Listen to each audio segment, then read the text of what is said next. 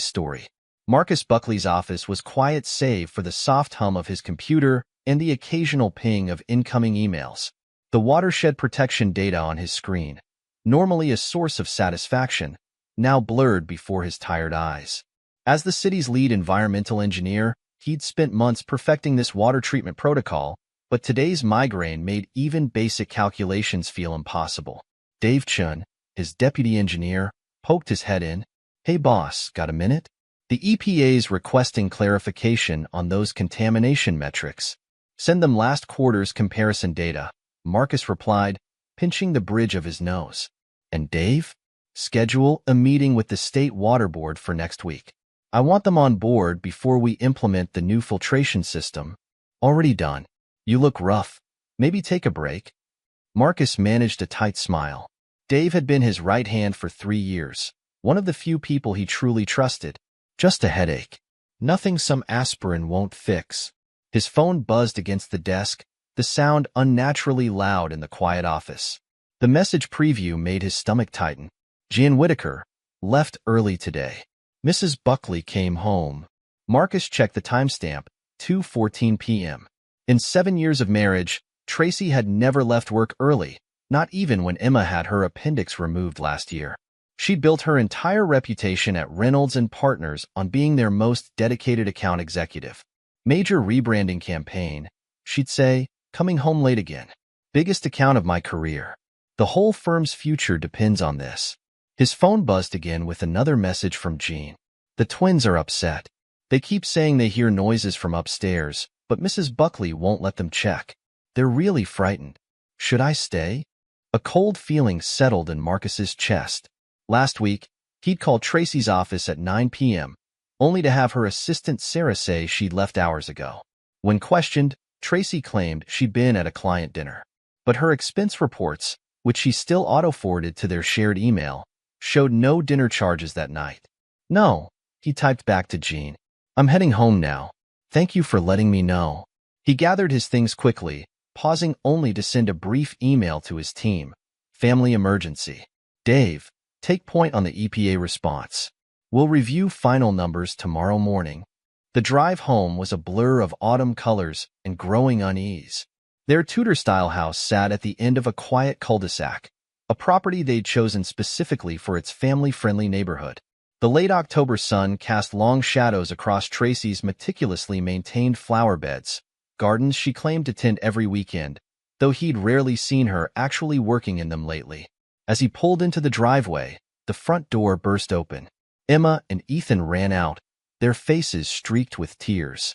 The sight of his usually cheerful 7-year-old so distressed made something dark and dangerous stir in his chest. "Daddy!" Emma reached him first, grabbing his hand.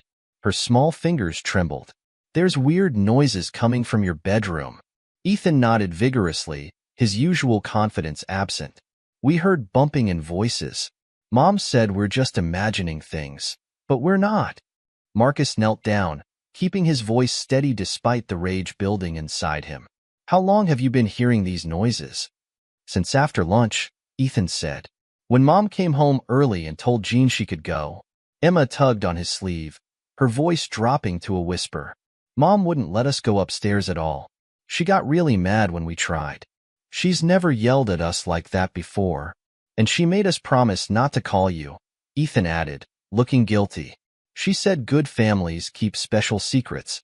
Marcus felt his migraine crystallize into perfect clarity as adrenaline surged through his system. Did she say that? How long has she been talking about special secrets? The twins exchanged nervous glances. Emma spoke first. "Sometimes, when she comes home late, she says we shouldn't tell you she was gone because it would make you sad. Or when her friend comes over while you're at work," Ethan added. The tall man from her office. "I see." Marcus stood slowly, his mind racing. "Are you two hungry?" "Mrs. Peterson next door made cookies yesterday." Emma's eyes widened slightly. "The chocolate chip ones?" "Those exact ones. Why don't you two go over there for a bit? I'll come get you soon."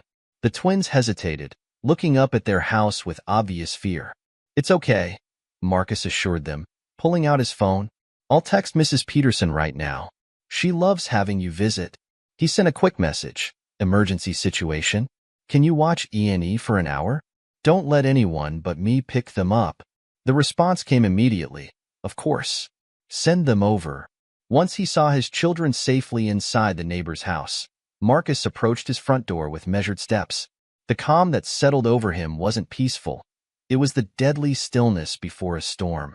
Tracy appeared at the top of the stairs as Marcus entered, her expensive silk blouse half untucked and her usually perfect hair disheveled. The slight smudge in her lipstick and the faint red marks on her neck told their own story. The kids are just being imaginative. Her laugh held a sharp edge of panic. You know how they get with their stories, do they? Marcus started up the stairs, each step deliberate. Tell me more about our children's stories, Tracy. Tell me about all these special secrets they've been keeping. She grabbed his arm as he reached the landing, her manicured nails digging into his sleeve. Marcus, wait, this isn't overreacting. Nothing is happening. The bedroom door was locked. Through it, he could hear hurried movement, drawers opening and closing. A man's voice muttered something too low to make out.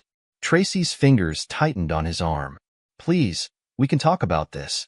Think about what you're doing. Oh, I am thinking. Marcus shook off her grip. I'm thinking about our children being forced to lie.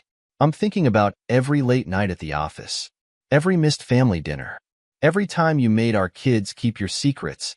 One solid kick near the handle, and the door frame splintered with a satisfying crack. Nelson Reynolds stood by the window, fumbling with his shirt buttons. The CEO of Reynolds and Partners looked far less impressive half-dressed, his wedding ring catching the afternoon light as he reached for his wallet on the nightstand. At 45, he was 15 years Tracy's senior, his corporate success built on ruthless ambition and, apparently, poaching other men's wives. Now, hold on.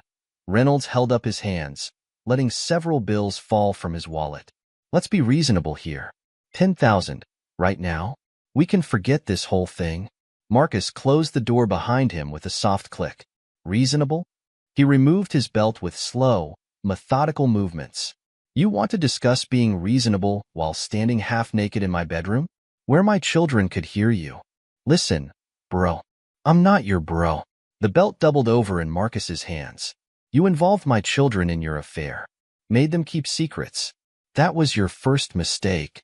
He glanced around the room, their room, taking in the rumpled sheets, the scattered clothing, the faint scent of unfamiliar cologne. Your second mistake was thinking money could fix this. Reynolds backed up until he hit the window, his corporate confidence crumbling. Come on, man. I'll do anything, name your price. Price? Marcus's voice remained dangerously soft. You think this is about money? He pulled out his phone, setting it on the dresser with the camera facing the room. No, Reynolds. This is about consequences. Tracy's muffled voice came through the door. Nelson, are you okay? He won't be. Marcus advanced slowly. But don't worry. I'm going to make sure everyone gets exactly what they deserve. 20 minutes later, Marcus led a sobbing Reynolds downstairs, using his belt as an improvised leash. The CEO's expensive shirt hung in tatters, angry red welts visible beneath the tears. He'd begged, threatened, and finally broken down completely as Marcus methodically destroyed not just his body, but his carefully constructed image of corporate invincibility. Tracy stood frozen in the hallway, her mascara creating dark rivers down her cheeks. Her perfect makeup couldn't hide the growing bruise on her neck. Reynolds's parting gift before Marcus had interrupted them. The twins, she whispered, are safe with Mrs. Peterson, Marcus finished. That's the first smart decision you've made today. He turned to Reynolds, who was trying desperately to hold his shredded dignity together. Your fiancée Kristen's William Vance's daughter, isn't she? The same William Vance whose investment firm accounts for 40% of your company's business. Reynolds's face went from red to gray. Please. The merger next week. My whole future. Your future? Marcus held up his phone, showing the video he'd recorded. Should have thought about that before you corrupted my children, before you violated my home. He zoomed in on the distinctive tattoo on Reynolds's shoulder, a tiger that Kristen had designed herself, according to the society pages. A unique identifier, wouldn't you say? Makes the video much more credible. I'll give you anything. Get out. Marcus's voice could have frozen hell itself. And Reynolds? Remember this moment. Because it's just the beginning. After Reynolds fled, practically falling down the front steps in his haste, Tracy stood in the hallway wringing her hands. Marcus, please, we need to talk about this. No. He scrolled through his phone, sending the video file to multiple secure locations. We needed to talk months ago. Now we're going to deal with consequences. It wasn't what you think. Marcus looked up, his eyes arctic. Really? Because I think you've been sleeping with your boss. I think you've been using our children as cover. I think you've been teaching them that lying is acceptable, that secrets are normal, that betrayal is just part of being a family. Each word fell like a hammer. Please, tell me which part I'm misunderstanding. Tracy's face crumpled. I never meant for the kids to be involved. It just happened. Nelson said. Stop. Marcus held up a hand. Every word out of your mouth right now is making it worse. How long? Marcus, how Long. Tracy sank onto the stairs, her voice barely audible. 8 months. The timeline clicked into place, all the late meetings, the sudden business trips, the missed family dinners. Every time she brushed off his concerns with talks of career advancement and opportunities. Pack a bag, he said, not turning around. You're not staying here tonight. You can't just throw me out. This is my house too. Now he did turn, and something in his expression made Tracy shrink back. Your lover just offered me $10,000 to keep quiet. Would you like to guess what else I found while you two were getting dressed? Tracy's hand flew to her mouth. My iPad. Still synchronized to our family cloud account. Still using our anniversary as the password. Marcus's smile held no warmth. You really should be more careful with your documentation. Those hotel receipts, those intimate messages, they tell quite a story. Those are private. Nothing is private when you bring it into my home. When you involve my children. He pulled out his phone again. Speaking of which, I should get them from Mrs. Peterson's. They've had enough trauma for one day. Tracy scrambled to her feet. Let me talk to them, explain. You've done enough explaining. Marcus headed for the door. When I get back with our children, I expect you gone. Your sister Michelle can put you up, since she's been so helpful with your alibis. How did you know about Michelle? He paused at the door. I didn't. But thanks for confirming that particular betrayal. The afternoon sun felt obscenely bright as Marcus walked to his neighbor's house. Mrs. Peterson, a retired teacher with an uncanny insight into people, took one look at his face and squeezed his arm. The twins are in the kitchen, she said softly. They've been worried about you. And Marcus? Whatever's happening, you're a good father. Remember that. He found Emma and Ethan at the kitchen table, half-eaten cookies forgotten before them. They looked up with identical expressions of concern, Tracy's eyes in his face, a double reminder of everything that had been poisoned today. Is Mom okay? Emma asked hesitantly. Marcus sat down between them, choosing his words carefully. Your mother made some bad choices. She's going to stay somewhere else for a while. Because of the noises? Ethan's lower lip trembled. Because we told? No.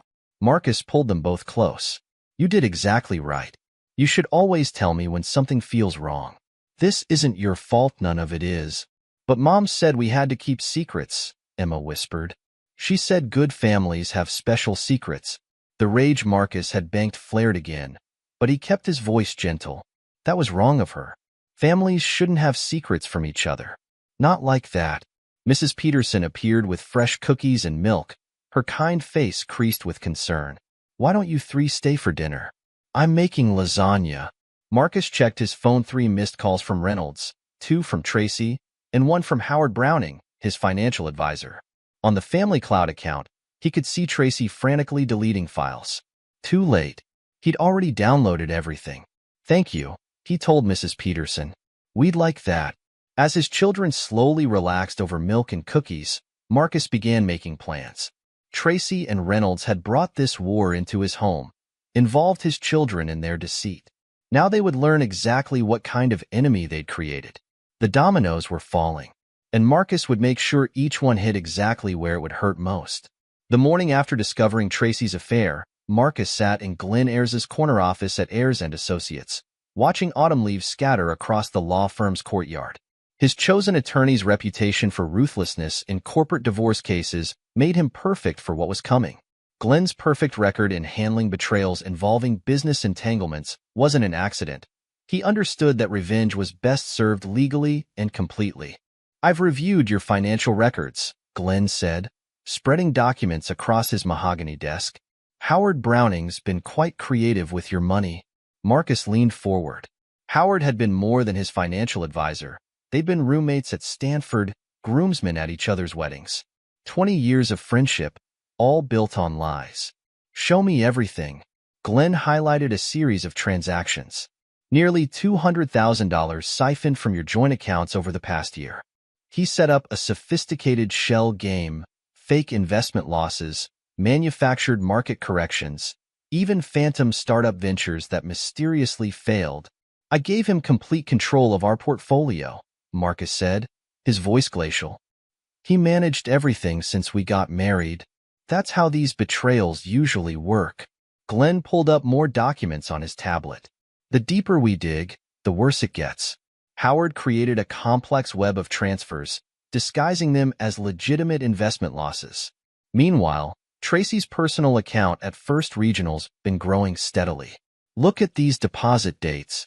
Marcus scanned the transactions. Each one matched perfectly with their weekly dinner dates with Howard and his wife Sarah. Every time Howard had sat at their table, eating their food, he'd been helping Tracy hide money.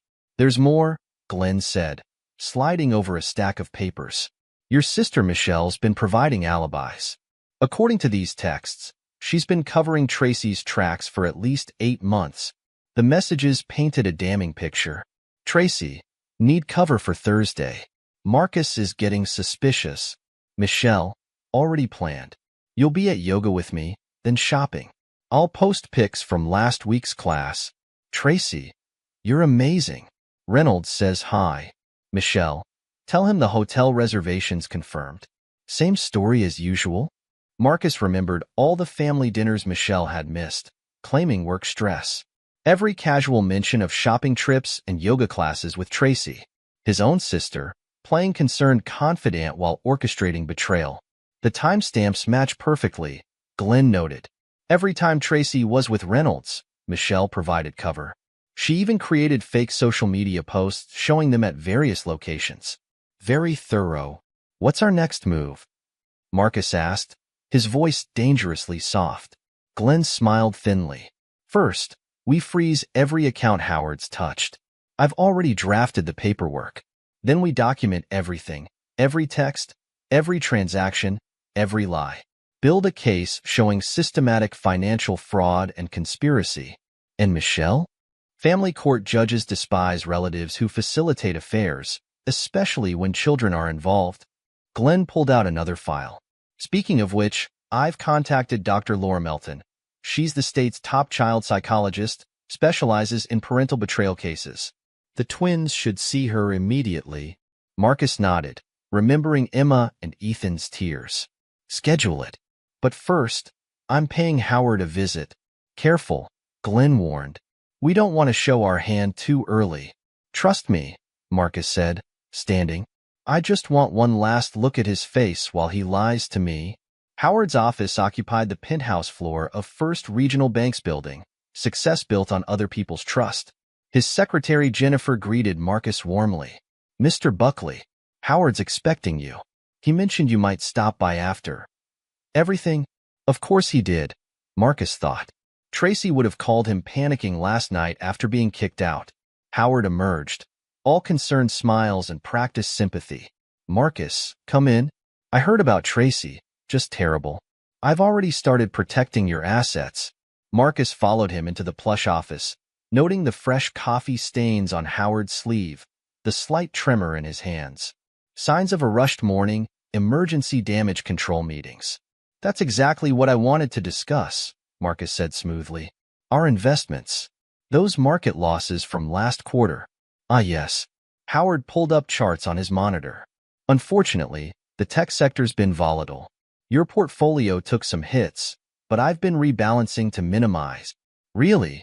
Marcus interrupted softly. Because I just came from Glenn Ayres's office. He had some fascinating insights about those losses. Howard's face went still. Marcus, whatever Glenn's implying, I can't explain everything. The market's complex. Save it. Marcus stood slowly. You know what's interesting about environmental engineering, Howard? We learned that every system has its breaking point. Push too hard. Add too many toxins and everything collapses. What are you saying? I'm saying Tracy's not the only one who made a fatal mistake. Marcus moved toward the door. You chose the wrong side, old friend. Now you get to watch your entire life crumble, piece by piece. Marcus, wait. The IRS will be in touch. Marcus paused at the door. Oh, and Howard? Call your other clients. They might want to review their accounts before the audit starts. Back at his office, Marcus approached the investigation with the same methodical precision he used in his environmental impact studies. Dave Chin entered with a stack of files. Boss, I've got Reynolds and Partners' complete project history. Every email, every meeting minute, every billing record. Good. Marcus nodded. Their termination notice come through yet? Just now. Citing vendor relationship restructuring as the reason, Dave snorted. Also, you should know, Reynolds tried accessing our project servers this morning. IT blocked him, but he was definitely fishing for something. Document everything, Marcus instructed. Every attempted access, every communication. We'll need it later. Once alone, Marcus turned to Tracy's iPad. Still synchronized to their cloud account, still using their anniversary as the password. The device contained a wealth of damning evidence. Hotel receipts, intimate messages, photos that would destroy Reynolds' carefully cultivated family man image. The messages between Tracy and Reynolds revealed their true characters. Reynolds, board bought the merger story completely. These idiots trust anything I say. Tracy, like Marcus with his precious environmental projects. So focused on saving the world, he can't see what's happening in his own home. Reynolds, speaking of homes, Michelle's covering tomorrow? I booked the usual suite. Tracy, of course. She's got it all planned. Yoga class alibi, fake shopping posts. Almost feel bad manipulating her husband Spencer. Reynolds, please. Spencer's as clueless as Marcus. At least your husband's got his career. Spencer's just riding Michelle's family money. A knock interrupted his reading. Celia Hawkins entered, the forensic accountant Glenn had recommended. They'd worked together on environmental fraud cases before, and her ability to trace hidden money was legendary. Your friend Howard's been very bad, she said, dropping into a chair. Want the damage report? Everything. He's been running this scheme for years, not just with your money. I've found similar patterns across at least 12 other client accounts. Classic signs of long-term financial fraud. Marcus leaned forward.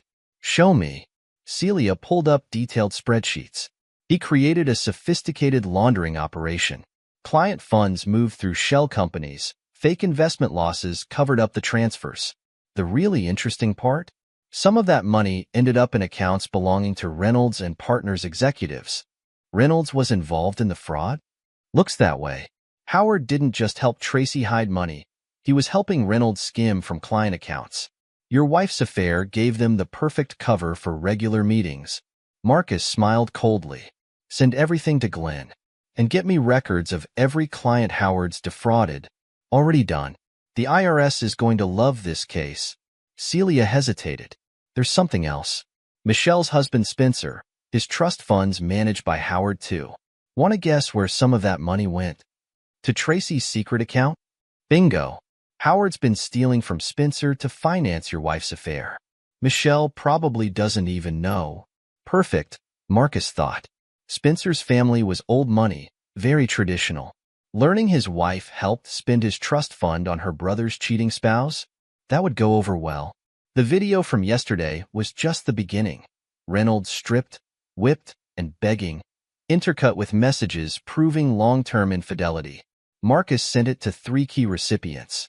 First, Kristen Vance, Reynolds' fiancée and daughter of his biggest client. Her response was immediate. A single word text to Reynolds that Marcus was copied on. Done. Next, William Vance himself. The investment mogul controlled 40% of Reynolds and Partners' business through his firm. Along with the video, Marcus included financial records showing how Reynolds had billed their liaisons to company accounts. Finally, the board of directors. Every sordid detail, every misused company resource, every betrayal of corporate trust. The response was nuclear. By noon, Reynolds and Partners' stock had dropped 15%.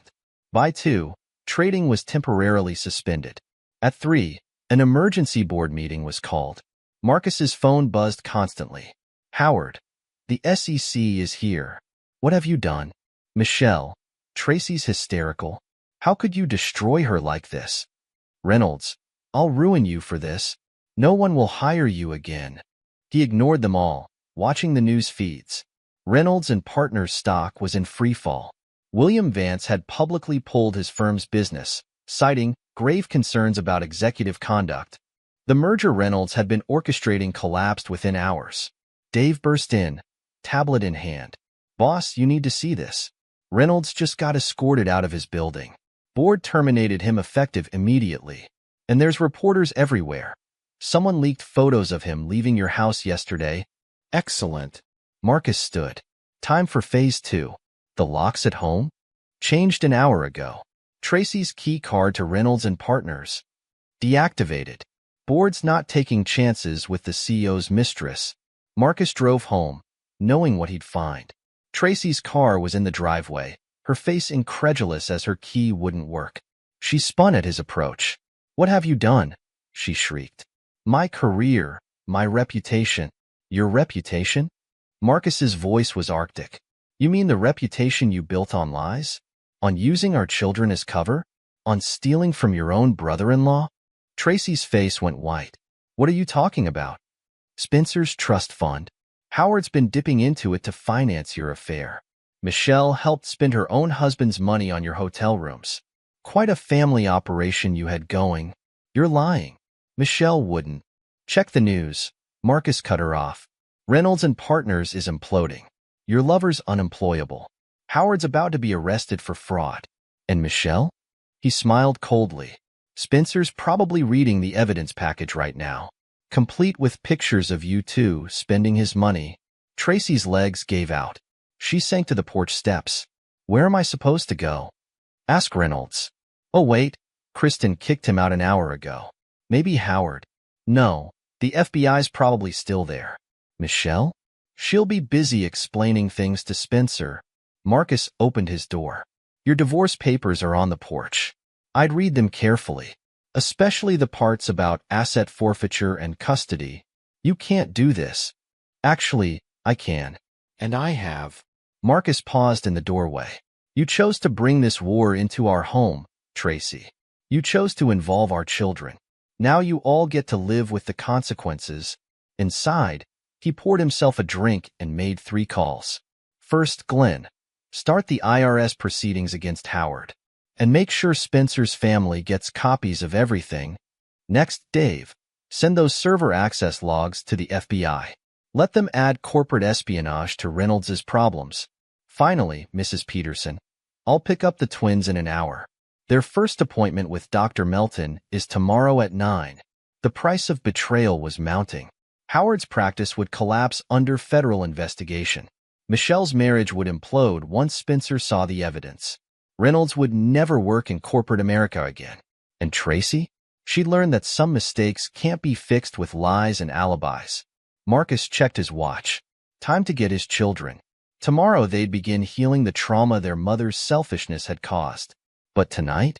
Tonight he'd savor the first taste of justice. The first drops of poison in a carefully crafted revenge that would destroy everyone who had betrayed him. 2 weeks after Reynolds' public downfall, Howard Browning paced his penthouse office at First Regional Bank, watching years of careful manipulation unravel. His phone hadn't stopped buzzing, major clients demanding explanations for discrepancies in their accounts that mirrored Marcus's losses. Mr. Browning, his secretary Jennifer burst in, face pale. IRS Criminal Investigation Division agents are in the lobby. They have a warrant. Howard's hands trembled as he reached for his secure phone, the one he'd used to coordinate with Reynolds. The anonymous tip hadn't just triggered an audit. It had launched a full criminal investigation. His attempts to delete records had failed spectacularly. Someone had already copied everything. Special Agent Sarah Chun strode in, flanked by 4 agents and 2 SEC investigators. "Mr. Browning, step away from your computer. Everything in this office is now evidence." "This is ridiculous," Howard blustered, trying to project his usual confident demeanor. "I demand to speak with my attorney." "Your attorney's rather busy," Agent Chun replied, her smile razor-sharp. "The SEC's questioning him about your firm's involvement in the Reynolds and Partners scandal. Particularly interesting are the offshore accounts linked to certain executives' private expenses." As agents began seizing files and computers, Howard's phone exploded with notifications. His top 50 clients all closing accounts simultaneously. Private banking relationships cultivated over decades evaporating in minutes. "Sir," an agent called out, holding up Howard's backup laptop. "We found the shell company records. Multiple accounts linked to Reynolds and Partners executives, plus documentation of previous affairs Mrs. Buckley had with other corporate clients. You kept quite detailed records." Howard slumped in his chair, watching 20 years of carefully constructed fraud collapse. Client funds laundered through shell companies, fake investment losses covering illegal transfers, a sophisticated web of financial deceit, all exposed. "The pattern's quite clear," Agent Chin noted, reviewing documents. "You didn't just help Mrs. Buckley hide money from her current affair. You facilitated and covered up relationships with at least 3 other executives over the years, using client funds to finance their rendezvous. Very thorough documentation." Across town, Spencer Thompson sat in his corner office at Preston and Thompson Law, staring at the package that had just arrived via courier. Inside, he found meticulous documentation of his wife Michelle's betrayal, texts, photos, bank statements showing how she'd helped spend his own trust fund money on her brother's unfaithful spouse. "I don't understand," he muttered, his secretary Catherine watching worriedly. "All those yoga classes, those shopping trips." The evidence was devastating. Michelle hadn't just provided alibis. She'd actively facilitated Tracy's affairs with multiple executives. Hotel bookings, fake social media posts, elaborate cover stories, all funded by Spencer's family money. "Look at these dates," he told Catherine, hands shaking. Every time she claimed to be at yoga or shopping, she was helping Tracy meet different men. Reynolds wasn't even the first. "And she used my trust fund to pay for it all." Spencer's fingers trembled as he dialed his family attorney. "Jack, I need you to draft divorce papers immediately. And call my father. We need to freeze every account Michelle has access to." "Yes, all of them. The trust fund, the joint accounts, everything." Meanwhile, at Dr. Laura Melton's office, Emma and Ethan Buckley sat in a carefully designed therapeutic space. Colorful artwork covered the walls, and various toys were scattered strategically about. But the twins weren't playing. "Your dad tells me you've been keeping some secrets," Dr. Melton said gently, noting their tense body language. "Would you like to talk about that?" Emma clutched her brother's hand. "Mom said we had to. She promised us toys and special treats if we didn't tell Daddy when she had friends over." "Friends like Mr. Reynolds?" Ethan nodded, his voice small. "He came over lots of times when Dad was at work. Mom said it would make Dad sad if we told him, and good kids protect their parents from being sad." "Were there other friends before Mr. Reynolds?" Emma's grip on her brother's hand tightened. "Sometimes. Mom said they were work friends who needed to use Dad's office. But they never used the office. They always went to the bedroom." "How did that make you feel?" "Scared," Emma whispered. "Mom got really mad if we asked questions. She said we'd ruin everything if we told Daddy. That he'd leave us and it would be our fault." Dr. Melton made careful notes. The manipulation was textbook, using rewards, emotional blackmail, and threats to enforce silence. "You know none of this was your fault, right? Adults shouldn't ask children to keep secrets like this." Marcus watched through the one-way glass, his jaw clenched. Each revelation about Tracy's manipulation of their children only reinforced his resolve. The damage she'd caused would take time to heal, but he'd ensure they had the best care possible. "The emotional damage is significant," Dr. Melton told him after the session. "They've been carrying this burden for months, believing they had to protect both parents through deception. We'll need regular sessions to rebuild their trust in authority figures. Tracy's first desperate move came through her sleazy attorney, Dan Watts. They filed for emergency custody, claiming Marcus was unstable and violent. What's called a press conference on the courthouse steps, playing to the cameras with practiced indignation. My client fears for her children's safety, what's declared to assembled reporters. Mr. Buckley's vindictive actions and history of violence make him an unfit parent. We have evidence of his unstable behavior. You mean this evidence? Glenn Ayers stepped forward, holding up a tablet. Nanny cam footage showing your client instructing her children to lie? Or perhaps these recordings of Mr. Reynolds entering the house while Mr. Buckley was at work. The footage played with crystal clarity. Tracy coaching the twins, promising rewards for deception, threatening punishment if they told their father. Reynolds sneaking in through the back door, bringing expensive gifts to buy the children silence. Or maybe, Glenn continued smoothly, you'd like to discuss these text messages showing your client's previous affairs? The ones Mr. Browning so helpfully documented while managing the financial cover-ups? Tracy's custody case collapsed within days. Judge Sandra Martinez was particularly scathing in her ruling.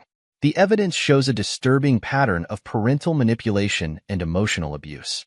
Mrs. Buckley not only engaged in multiple extramarital affairs, but actively involved her minor children in concealing them, using bribes and threats to ensure their silence. This court finds her actions demonstrate profound moral unfitness for primary custody. Desperate, Tracy turned to her remaining allies. You have to help me, she pleaded with Howard over the prison phone. Marcus is destroying everything. I can't. Howard's voice cracked. The IRS found everything, Tracy. The offshore accounts, the laundered money, even records of your previous affairs with Johnson, Martinez, and Stevens. Those encounters you had me arrange and cover up? All documented. I'm facing 20 years. Michelle proved equally useless. Spencer's filed for divorce. She sobbed into the phone. He's taken the kids to Seattle. His family's threatening to expose my role in other corporate scandals if I fight it. They found everything, every hotel booking, every fake alibi, every dollar of his money I helped you spend. I'm ruined, Tracy. We all are. Reynolds made one final, desperate attempt at revenge. Through business contacts, he planted evidence suggesting Marcus had stolen corporate secrets during their environmental consultancy work. Anonymous sources suggest Marcus Buckley engaged in corporate espionage, the Business Daily reported. Former CEO Nelson Reynolds claims proof of stolen trade secrets. The attempt backfired spectacularly. Marcus's legal team produced records showing Reynolds himself had been stealing proprietary environmental technology. The evidence was devastating. Emails, confidential documents, even recordings of Reynolds bragging about theft. Your client might want to reconsider, Glenn told Reynolds' lawyer. We have proof he sold stolen environmental patents to overseas competitors. The FBI's very interested in these transactions. Reynolds withdrew his accusations immediately. His reputation, already in tatters, couldn't survive another scandal. 1 year later, the grand ballroom of the Riverside Hotel glittered with environmental industry elite. Marcus stood on stage, accepting the National Environmental Innovation Award for his watershed protection project. This technology will help cities across the country protect their water supplies, he said, his voice strong and clear. Sometimes the greatest innovations come from facing our challenges head-on and refusing to compromise our principles. Emma and Ethan beamed from the front row, their own science fair medals pinned proudly to their clothes. Dr. Melton's therapy had helped them understand their mother's manipulation, turning trauma into resilience. They'd created a project about water filtration, following in their father's footsteps. Tracy watched from the back, barely recognizable in her off-the-rack clothes. Her new job as a junior marketing assistant at a small local firm paid barely above minimum wage. No company would risk hiring Reynolds' former mistress in a senior role. Her attempts to rebuild her career had failed repeatedly as background checks revealed her history. Her visitation rights had been severely restricted after the failed custody battle. The judge had been particularly harsh after reviewing the nanny cam footage showing her coaching the twins to lie.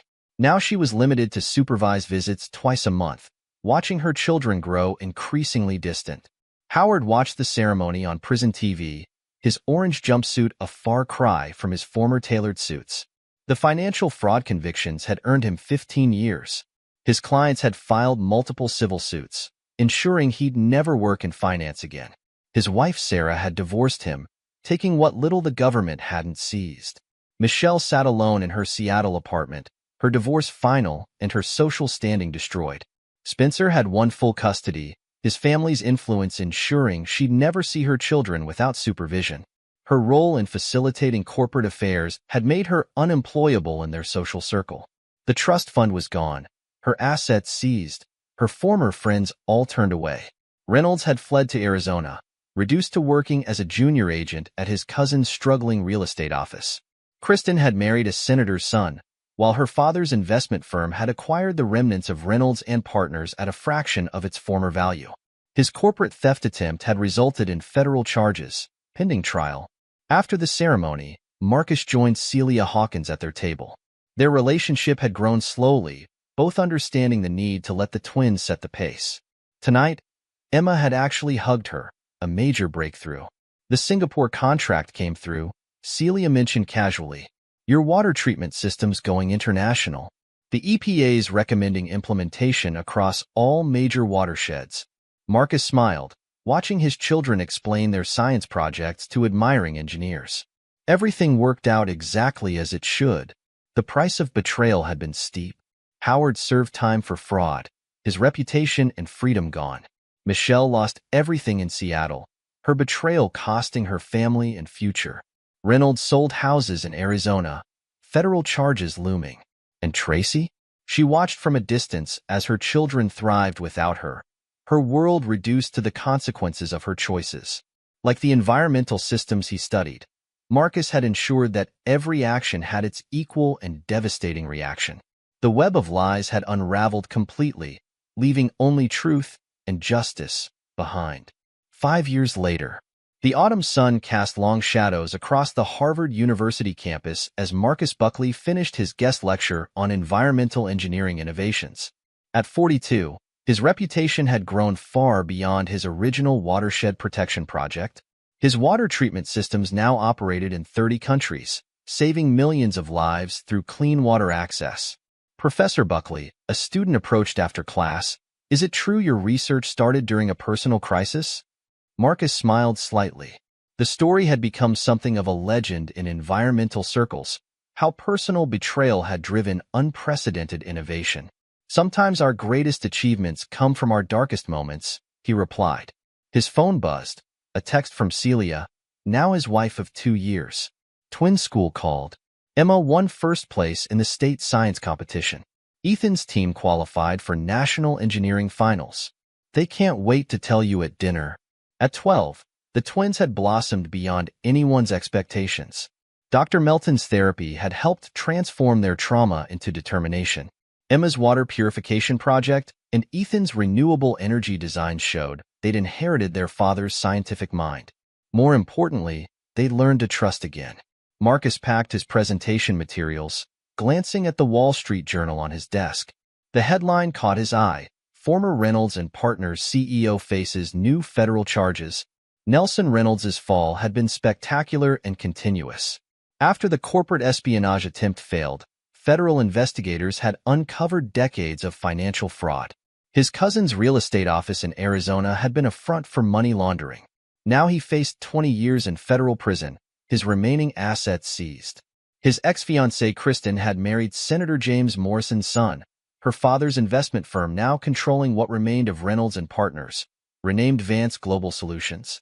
William Vance had systematically dismantled everything Reynolds had built, erasing his legacy completely. Marcus's phone buzzed again. Dave Chun, now Chief Operations Officer of Buckley Environmental Solutions. Singapore expansion approved. Tokyo office wants to double implementation. Also, guess who applied for a marketing position? A photo followed, Tracy's resume, submitted through a recruitment agency. At 40, she still hadn't recovered professionally. Her junior marketing assistant position had ended when that company folded. Each subsequent job lasted shorter as background checks revealed her history. She tried reinventing herself, even attempted writing a memoir casting herself as the victim. Publishers passed, The evidence Marcus had released left no room for sympathy. Her last supervised visit with the twins had been 6 months ago. They'd stopped calling her Mom 2 years earlier. Declined. Marcus texted back. Standard response. Not suitable for our corporate culture. He headed to his car, remembering the day Celia had become more than just their forensic accountant. It was 3 years ago, during Howard Browning's parole hearing. Howard had served 4 years of his 15-year sentence when lung cancer struck. Even prison hadn't humbled him. He'd tried bargaining information for early release. But Celia had already found everything, his desperate offers meaningless. She'd stood beside Marcus in court, her testimony ensuring Howard died in prison 6 months later. His wife Sarah had remarried. His children changed their names. Howard Browning effectively ceased to exist. Marcus's Tesla purred to life, a wedding gift from Celia's father, who'd recognized in Marcus a kindred spirit. The drive home took him past his old neighborhood. The Tudor house had sold well, funding the twins' therapy and their fresh start. Michelle's old house was occupied by Spencer's new family. After divorcing Michelle, he'd married Catherine, his former secretary. Their blended family thrived, while Michelle lived alone in a small Seattle apartment, working retail after her trust fund and alimony ended. She tried reconnecting with Marcus last Christmas, sending a tear-stained letter about family and forgiveness.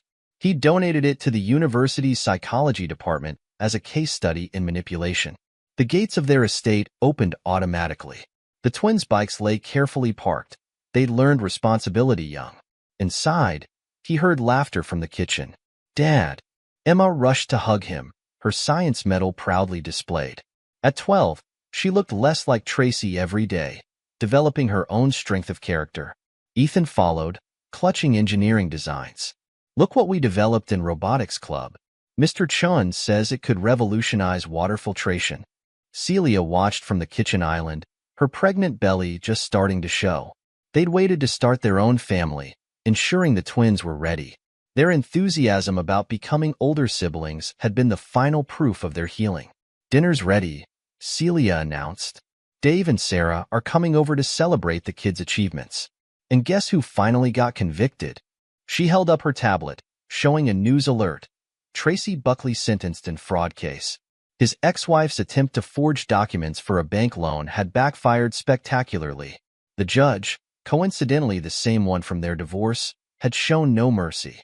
3 years, Celia read, plus full restitution of fraudulently obtained funds.